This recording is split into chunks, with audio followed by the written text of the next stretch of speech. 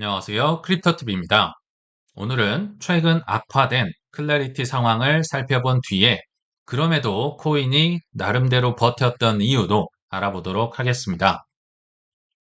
이제 정말 시간이 없네요. 휴회까지 7일 남짓 남았는데 지금 공화당에서마저 클래리티에 대한 반대표가 나오는 굉장히 안 좋은 상황으로 흘러가고 있는 것 같습니다. 근데 원래 우리 2명 정도는 반대가 어느 정도 예상이 됐던 분들이 있었죠. 과거에 지니어스 법안에 반대를 했던 공화당 상원 의원이 2명 있었는데요. 그 중에 한 분, 조시 홀리라는 분이 조금 공개적으로 반대 의사를 표명한 것 같습니다. 그래서 신시아 루미스 상원 의원에 따르면 이 조시 홀리라는 분이 법안에 매우 부정적인 입장을 보이고 있고 공화당 내부에 반대 기류가 변수로 떠오르고 있다. 이분 말고도 몇 명이 더 있는 듯한 뉘앙스가 보이고 있죠. 참고로 복습해보면요. 이 조시 홀리라는 분은 79년생 굉장히 젊은 분이고요. 빅테크를 싫어합니다. 그래서 예전에 메타 청문회에서 마크 저크버그를 쥐잡듯이 잡았던 그분이거든요. 스탠퍼드 역사학 대학, 예일 로스쿨을 나오고 미주리주에서도 법무장관을 했었는데, 자, 이분의 성향은 빅테크를 너무너무 싫어합니다. 반 빅테크 성향. 그리고 반 중국, 반 중국은 그럴 수 있다고 하고요. 근데 그나마 이분이 둘 중에 한 분 중에 입장을 돌릴 수 있는 가능성이 있는 게 그나마 트럼프 대통령의 말을 좀 듣는 편이다. 그래서 친 트럼프 쪽으로 그래도 분류가 되는 분이라고 보시면 되고요. 반대로 한 분이 더 계셨죠. 지니어스 법안도 반대를 했던 분은 랜드 폴이라는 63년생 굉장히 오랫동안 거의 20년 가까이 안과 의사를 전문의를 하다가 이제 정치로 들어오신 분이라 보시면 됩니다. 참고로 이분의 아버지도 산부인과 의사를 하다가 어, 정치로 들어오셨고요. 두 분 다 대선에 참가한 적이 있는 그런 분들이다 보시면 됩니다. 그래서 이 랜드 폴은요, 2016년도에도 그러니까 공화당 트럼프와 대선 경쟁을 했던 그런 사이다라고 보시면 되는데, 조금 소심파입니다. 그리고 작은 정부를 지향합니다.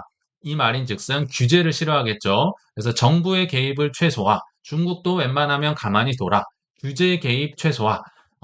그러니까 이 클래리티든 지니어스든 이것도 다 규제이기 때문에 그냥 좀 가만히 둬라. 이런 소신 있는 발언 때문에 아마도 이분은 설득이 좀 어렵지 않을까라는 개인적인 생각을 해봅니다. 근데 우리가 어느 정도 2명까지는 반대를 좀 예상을 했었죠. 알고 있었죠. 근데 최근 보도에 따르면 공화당의 반대 세력이 많게는 5명까지 나올 수 있다. 야, 5명까지 나오면요. 지금 민주당 표가 원래는 한 7명 정도 필요하다고 했었는데 최소 12명, 최소 13명이 필요하는 굉장히 어려운 상황으로 가고 있다라고 보이시면 될 것 같아요. 이 두 분은 제가 이름도 처음 들어봤는데요. 마이크 라운즈 상원 의원과 제임스 랭크퍼드 이 두 분이 클래리티 법안을 반대 의사를 내비쳤다. 근데 그 이유도 사실 예전에 이미 합의가 어느 정도 끝났던 스테이블 코인 이자 조항을 우려한다. 이자 조항이 수정되기 전까진 법안에 최종 찬성할 수 없다. 그리고 지역은행의 예금 기반을 약화시킬 수 있다. 이 다 끝난 얘기를 아직도 얘기를 하고 있다는 걸 보면 은행협회라든지 JP모건의 로비나 입김이 정말 어마무시하구나. 마지막까지 격렬하구나를 알 수 있을 것 같아요. 그래서 한 패더슨 기자에 따르면 클래리티 법의 유보적인 공화당 의원이 많게는 5명까지 엄청나게 많은 것 같네요. 그래서 카더라에 따르면 지금 아까 조시 홀리 있었고요. 랜드 폴 있었고 마이클 라운즈 그리고 제임스 랭크퍼드에 이어서 한 분은 누군지 모르겠지만 이름을 알 수 없는 분 이렇게 5명까지 반대한다. 와, 상황이 녹록치 않은 것 같습니다. 그리고 설상가상으로 지금 민주당의 원내대표 척 슈머라는 분이 있는데요. 이분이 반부패 전담기관 신설을 추진합니다. 법으로 만들다고 지금 입법을 추진하고 있다라고 합니다. 그러니까 완전히 트럼프 코인 쪽을 겨냥을 했다. 보시면 될 것 같고요. 실제로 7월 24일 이제 민주당의 원내대표 척 슈머가요. 중간 선거가 다가오고 있기 때문에 이제 뭔가 메시지나 구호를 만들어야 될 거 아니에요. 근데 이 이제 중점 주제가 뭐냐? 트럼프의 부패 이슈에 집중을 해라. 요게 이제 당의 구호였다라고 합니다. 그래서 최근에 트럼프 크립토 커럽션 이게 포럼 이름이라고 소개를 해드렸잖아요. 그러니까 트럼프가 이렇게 코인으로 2조 원이나 벌었다. 이거 뭔가 잘못됐다. 이런 많은 지금 캠페인을 벌이고 있고 그 중에 하나로 이제 부정부패 방지 뭐 법안을 만들었다. 이렇게 보시면 되겠는데요. 사실 이 반부패법이 입법이 통과가 될 가능성은 거의 없다고 보시면 되겠죠. 왜냐하면 공화당의 설득이 안 될 거니까. 그럼에도 불구하고 이렇게 하는 이유가요. 지금 클래리티의 협조를 만약에 하게 되는 민주당원이 있다면 굉장히 큰 부담을 주기 위해서 우리는 당론을 정해줬고 우리가 이렇게까지 노력하고 있어. 근데 반대할 거야? 배신할 거야? 이런 굉장히 큰 압박을 넣고 있다라고 보시면 되겠습니다. 그러니까 스콧 베센트 재무장관 입장에서는 좀 화가 나고 답답하겠죠. 왜냐하면 불과 며칠 전만 해도 일야드 앞에 와 있다. 거의 터치다운이 코앞이다라고 했는데 야, 이 상황을 보니까 만만치 않거든요. 그래서 지금 당장 클래리티 법안을 표결에 붙여야 한다. 지금 당장 하세요라고 X를 통해 밝혔다라고 하거든요. 그래서 하원에서 클래리티 법이 통과된 지가 지금 1년이 넘었는데 지금까지 뭐 하고 있느냐? 정치적인 선택을 항상 남 탓을 하죠. 민주당이 계속하고 있다는 점은 실망스럽다. 특히 민주당 의원들 중에 상당수는 코인 업계로부터 수백만 달러의 자금을 후원받은 이들이다. 아, 이게 좀 의미심장하네요. 그러니까 트럼프 대통령만 자꾸 뭐라 하는데 너네들도 한번 까볼까? 수백만 달러 누구로부터 얼마나 받았는지 내가 한번 조사해봐, 불어봐, 뭐 이런 느낌으로 뉘앙스로 제게는 들립니다. 그러니까 이렇게 지금 일촉즉발의 상황이 나올 정도로 급박하게 흘러가고 조금은 부정적일 수 있다. 그래서 올해 안에 통과될 확률이 다시 좀 떨어졌습니다. 한때 뭐 30%, 40%, 50%까지 갔다가 지금 28%, 29%를 계속 왔다 갔다 하는데요. 지금 정말 이제 다음 주까지밖에 시간이 없거든요. 근데 상황이 좀 녹록치 않게 흘러가고 있다. 일단 여기까지가 최신 상황이라고 보시면 되는데요. 그나마 다행인 거는 지금 윤리조항이 하나의 또 큰 변수였잖아요. 근데 여야가 합의했던 안이 백악관에는 이미 토스가 완료됐다. 현지 시간으로 7월 30일 오전에 백악관에 전달이 됐다라고 합니다. 그러니까 트럼프 대통령이 아무래도 안을 봤을 가능성은 지금 있을 것 같아요. 그래서 클래리티 법안 윤리조항 합의안에 대한 검토에는 아마 들어간 것으로 보인다. 그리고 여기에는 주 법무장관이 담당할 역할이 포함됐다. 그러니까 주 법무장관들이 DOJ가 잘못한 게 있으면 뭐 소송하고 고소할 거야. 이게 들어간 것 같긴 한데 구체적인 내용이 아직은 드러나진 않은 것 같습니다. 그래서 아무튼 공은 지금 백악관에 넘어갔다. 검토 결과에 따라서 다음 주 상원 표결 추진 여부가 좌우될 전망이다. 이젠 정말 시간이 다음 주밖에 없는 것 같아요. 그래서 백악관 입장에서는 뭐 지금 오갈 시간도 없습니다. 이 물리적인 시간 자체가 거의 없기 때문에 뭐 다시 하세요. 이런 시간도 지금 없어 보인다. 그래서 당장 일단 이번 주말에 백악관의 입장이 나와야 하는 상황인데요. 이것도 뭐 전면 뭐 재개편 뭐 이런 식으로 나오면 이제 좀 힘들어지는 거고요. 그나마 좀 가능성 있게 조금만 수정을 해서 하면 될 것 같은데 좀 긍정적인 이런 검토 결과가 나오면 조금 이제 확률이 올라갈 것이고 이렇게 정말 급박하게 흘러가고 있다라고 봐주시면 될 것 같습니다. 이제 여기까지가 클래리티 얘기고요. 근데 이렇게 클래리티가 안 좋은 상황에서도 코인이 아주 뭐 심하게 떨어지거나 이러진 않고 뭐 많이 떨어져 있긴 하지만 버티고 있거든요. 그 좀 이유, 주변의 이유를 좀 알아야 될 필요가 있다 생각이 듭니다. 결론부터 얘기하면 또 AI와 연계가 돼 있다. 안 좋게 얘기하면 AI의 눈치를 보고 있다라고 보시면 되는데요. 왜 이거를 알아야 되는지도 한번 뒤에서 소개를 해드려 보겠습니다. 일단 아마 보셨다시피 오늘 뭐 어제에서 미국장, 한국장 다시 엄청난 폭발이 나왔었죠. 그 이유가 크게 두 가지가 있는데요. 첫 번째는 마이크로소프트의 실적 발표였습니다. 이번 주에 뭐 애플, 아마존, 뭐 마이크로소프트 등등 많은 기업들의 실적이 나왔는데 그 중에서 제일 중요했던 게 마이크로소프트였던 게 애저라는 클라우드 서비스를 이제 임대 서비스를 하고 있죠. 근데 그 애저의 수익률, 애저의 성장률이 너무 좋게 나와 버렸어요. 예상보다 엄청 좋게 나왔다. 그러니까 애저는 클라우드 서비스를 임대해 주는 거, 컴퓨팅 파워를 임대해 주는 건데요. 야, 이게 성장률이 좋았다. 아, 이거 기업들이 많이 필요하네. 수요가 여전히 끊이지 않네. 이렇게 해석이 되면서 뭐 나스닥 2.8%는 우습게, 뭐 코스피 아까 보니까 막 15%, 16%, 하이닉스는 뭐 상한가 찍고 난리도 아니더라고요. 이거 한번 정리를 해보면, 자, 마이크로소프트의 애저의 성장률이 43%로 예상을 상회합니다. 이게 무슨 얘기냐? AI에 대한 수요가 확인됐다는 거죠. 항상 말 들었던 게 그 많은 돈을 썼는데 이거 투자한 값어치가 있어? 값어치가 있네요. 돈을 쓴 만큼 클라우드로 돈을 잘 벌린다.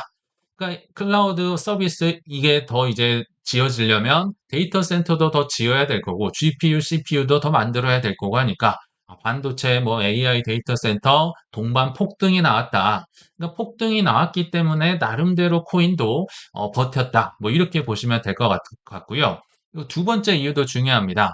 이건 좀 재밌는데요. AI 상승에 대한 이유가 코인도 사실 레버리지를 많이 썼다가 청산당한 기업들 때문에 한동안 고생을 했던 거 기억나시죠? AI라고 다르겠습니까? AI에 몰빵한 대형 헤지 펀드 중에 하나가 지금 하이에나에게 막 사냥이 완료됐다. 잡아먹혔다. 그러니까 엄밀히 얘기하면 호재라기보다는 악재가 사라진 거에 가깝다라고 보시면 될 것 같습니다. 이 뉴스 보셨을지 모르겠는데요. AI 투자 손실에 마진콜에 직면한 이름도 어렵습니다. 헤지펀드 시츄에이셔널 어웨어니스라는 굉장히 어려운 근데 또 큰 곳입니다. 이게 시타델에 매각이 되고 잡아먹혔다. 정말 피도 눈물도 없는 시타델이 잡아먹었다라고 보시면 되는데요. 이게 좀 의미가 있는 것 같아서 가져와 봤거든요. 아마 이 얼굴 오늘 유튜브에서 많이 보셨을 텐데요. Situational Awareness의 뭐 창립자이자 CEO입니다. 회사 이름 자체가 Situation, 상황을 Awareness, 뭐다 알고 있어. 나 앞으로 어떻게 될지 다 알고 있어. 이런 느낌이라고 보시면 되고요. 레오폴드 아센 브레너라는 독일계 23세, 22세, 엄청 젊은 분인 것 같아요. 그리고 천재예요. 콜롬비아대를 19세에 수석 졸업을 하고 AI 전망을 24세 때, 24년에, 2024년에 에세이를 냈는데요. 그게 다 맞아떨어지는 겁니다. 앞으로 AI 엄청나게 성장할 거고, 뭐 주가 올라갈 거고, 이 에세이로 엄청난 유명세를 받고, 운용 자산이 무려 200억 달러가 넘게, 그러니까 거의 빌 에크먼, 리틀 버핏이라 불리는 이분의 헤지 펀드에 가까울 정도로 30조 원 정도 되겠죠. 어마어마한 돈을 굴리는 헤지 펀드 매니저가 됩니다. 게다가 전에 오픈 AI의 연구원 출신이니까 이 사람은 천재다. 그리고 AI를 뭔가 많이 알고 있을 거다. 우리가 모르는 걸 알고 있을 거다라고 뭐 돈이 몰렸겠죠. 그리고 정말 2년 수익률이 한때 1000%가 넘어가면서 정말 어마어마한 세력으로 성장을 했었다. 근데 항상 문제는 레버리지인 것 같습니다. 잘 나갈 때는 아무 문제가 없죠. 어마무시한 수익을 거두지만 반대 방향으로 한 번만 삐끗하면 청산이 되는 상황이 온다. 이 천재도 그걸 피해가지 못했다라고 보시면 됩니다. 이 22살, 23살의 천재가 이 보고서를 썼는데 그게 다 맞아떨어지니까 감명받은 투자자들, 야, 도사님이다 해가지고 정말 30조 원이나 되는 엄청난 돈을 투자를 했다. 근데 항상 문제가 뭐다? 레버리지를 쓸 때다. 사실 선물하는 분들 입장에서는요, 3배에서 한 5배까지도 저배율이라고 표현을 하더라고요. 저배가 아니죠. 4배만 돼도 어마어마한 건데, 한 평균 4배 정도의 레버리지를 썼던 것 같습니다. 이거는 반대로 한 25%만 떨어져도 전량 손실이 나는 어마무시한 전략이겠죠. 그래서 최근에 뭐 25%만 떨어진 건 아니죠. 뭐 반토막도 훨씬 났으니까 당연히 마진콜이 생기고 마진콜이 무서운 게요. 결국은 들고 있는 주식도 팔아야 되고 뭐 금도 팔아야 되고 국채도 팔아야 되고 들고 있는 모든 걸 팔아야 됩니다. 왜냐하면 돈을 안 집어넣으면 내 돈 전체가 날아가니까요. 그래서 이게 기업 가치랑 무관하게 이분들이 들고 있었던 보유 주식 위주로 정말 많이 떨어졌겠죠. 그래서 최근에 많이 떨어졌다. 그리고 이들이 들고 있는 주식 중에 하나가 또 SK 하이닉스 ADR 상장됐던 그거였다고 해요. 그러니까 최근에 AI 폭락이 나왔었다. 근데 야, 이 정말 시타델은요, 피도 눈물도 없는 상어라고 보시면 됩니다. 무서운 분들이에요. 계속 지켜보고 있다가, 야, 얘 흔들흔들한다. 그러면 상어 때 하이에나들이 달려들겠죠. 그래서 굉장히 싼 가격에 한 160억 정도 되는 규모로 너 들고 있는 거 나한테 다 넘겨. 그래서 이 시타델이 쏠랑 사버립니다. 샀다는 건 무슨 얘기일까요? 그분들이 마진콜을 당할 위험이 없어졌다. 그러니까 계속 팔아야 연명이 됐는데, 그럼 안 팔아도 되겠네. 그러니까 그분들이 들고 있었던 주식 위주로 폭발을 합니다. 그래서 뭐 하이닉스는 뭐든 미국 주식이 날아갔었다. 이렇게 보시면 될 것 같거든요. 그럼 이들이 뭘 많이 들고 있었냐? 지금은 다 팔았으니까 없을 거고요. 올해 1분기 13F 기준으로 보면 이분들이 들고 있는 거 위주로 폭등이 나왔겠죠. 뭐 블룸 에너지는 전력 인프라 한 22.8% 들고 있었고요. 샌디스크 한 18%, 코어 위브 14.4%, 아이렌 10.4%, 뭐 코어 사이언티픽 10%, 뭐 어플라이드 뭐 디지털 그리고 밑에 보시면 뭐 비트코인 채굴 기업도 있고요. 반도체 뭐 인텔 뭐뭐 해가지고 하이닉스도 있었습니다. 뭐 그렇게 하이닉스가 많지는 않은 것 같지만 아무튼 있었다. 그래서 요런 친구들 위주로 최근에 많이 떨어졌어요. 저는 이 중에서 그냥 AI 기업은 아이렌 딱 하나만 들고 있는데요. 최근에 좀 많이 떨어져서 좀 샀더니 더 떨어지고 해서 야 이거 누군가 청산 당하고 있구나. 뭔가 큰일이 났구나 했는데 알고 보니 이분들이었네요. 그래서 여기 위주로 정말 많이 떨어졌다가 뭐 어제 보니까 막 20% 많은 건 30%도 넘게 뭐 정말 폭등을 하더라고요. 그게 그 이유였다. 뭐 하이닉스도 비슷한 이유 중에 하나가 있지 않았을까 생각이 듭니다. 근데 항상 이런 질문이 있어요. 나랑 상관없는 AI 주식 얘기를 왜 코인 방송에서 알아야 되느냐? 엄청나게 연관이 돼 있기 때문에 아셔야 된다. 그러니까 정확히 얘기하면 AI의 눈치도 봐야 되고요. AI 상황, 여기에 돈이 다 몰려 있으니까 그게 언제 올지를 파악하기 위해서 알아야 된다는 겁니다. 왜냐하면 우리에게는 코인이 주고요. 해지가 주식이라고 한다면 돈이 많은 큰 형님들, 기관들 입장에서는 주식이 주겠지만 코인이 해지거든요. 결국은 연결이 돼 있다라고 보시면 됩니다. 그 한 예로 제 기사긴 한데요. 오늘은 뭐 코스피가 뭐 15%, 16% 올랐지만 코스피가 10%막 폭락했던 적도 굉장히 많았죠. 근데 그때 한번 상황을 봤더니 테더랑 비트코인 거래량이 82%나 늘었다라고 합니다. 뭔가 이상하죠? 이건 뭔가 연계가 돼 있는 건데요. 결론부터 얘기하면 어, 주식에서 탈출을 하는 사람들, 막 떨어지니까 이제 도망가는 사람들이 코인을 매수를 한 사람들도 있을 거고요. 마진콜에 대응하기 위해 주식이 뚝뚝뚝 떨어지면 현금을 마련해야 되기 위해서 코인을 매도한 사람도 있을 겁니다. 뭐 금도 팔고 국채도 파는데 코인은 당연히 팔겠죠. 그래서 이 두 개가 엉키면서 막 코인 쪽까지 이 거래량이 넘어왔었다. 막 사는 사람 있고 파는 사람 있고 난리도 아니었다. 이렇게 보시면 될 것 같습니다. 분명한 연계가 돼 있죠. 그리고 또 하나, 아직까지는 AI 데이터 센터, AI가 세기 때문에요. 아직까지는 이 코인을 팔아서 AI 인프라 짓는 수요가 있다. 예를 들면 하이퍼스케일 뭐 데이터라는 곳에서 100개의 비트코인을 팔았는데 알고 보니까 데이터 센터 건설과 핵심 인프라 장비 확보에 투입하기 위해서 비트코인을 또 쏠랑 팔아버렸다라고 합니다. 근데 이런 기업들이 뭐 보셔서 아시겠지만 한두 개가 아니죠. 심지어 비트코인을 담보로 한 5% 수준의 변동금리로 자금을 조달하고 있다. 그러니까 이거는 우리가 뭐 좋든 싫든 코인과 주식, 특히 AI 쪽은 연관이 돼 있다. 이렇게 보시는 게 좋을 것 같아요. 그래서 알아야만 한다. 그럼 우리의 시간은 도대체 언제 오느냐? 근데 저는 점점 오고 있다는 생각이 들거든요. 왜냐하면 AI 쪽에서 굉장히 피곤한 멀미가 날 것 같은 상승과 조정이 반복된다면 질려버리겠죠. 오늘도 보니까요. 뭐 중간에 보긴 했지만 개미들이 한 10조 원을 팔아버리더라고요. 이 정도 올랐으면 이제 학을 떼고 떠나버리고 반대로 한 9조 원 정도를 외국인들이 사고 있더라고요. 제가 중간에 보니까. 이 멀미가 나니까 이제 피곤하고 떠나버릴 겁니다. 웬만하면 차익 실현하고 떠나자. 나 여기로 정말 쳐다도 보지 않을 것이다. 이게 반복이 되면 아무래도 이제 변동성이 점점 줄어들면서 재미가 없게 갈 수도 있겠죠. 그러니까 이런 기업들이 AI 쪽이 망한다가 아니라 우상향은 알겠는데 이게 지금 단기적으로 앞으로 1년 안에, 2년 안에 예전처럼 5배, 10배가 오를까? 요거는 조금 미지수이겠다. 왜냐면 지금까지 너무 많이 올랐으니까. 그러면 다른 거 뭐 없을까? 분명히 차익 실현한 기관들이나 돈이 있는 분들이 있겠죠. 다른 거 뭔가 저평가된 거 없을까? 이런 쪽으로 갈 수 있는 우리가 여유를 갖고 기다리시면 이 시간이 올 것이다 라고 저는 생각을 하거든요. 한 예를 들어보면요. 어, 맨 위가 하이닉스고요. 빨간색이 엔비디아고 맨 밑에 초록색이 비트코인입니다. 현재 엔비디아든 비트코인이든 뭐 관심 있는 사람 있을까요?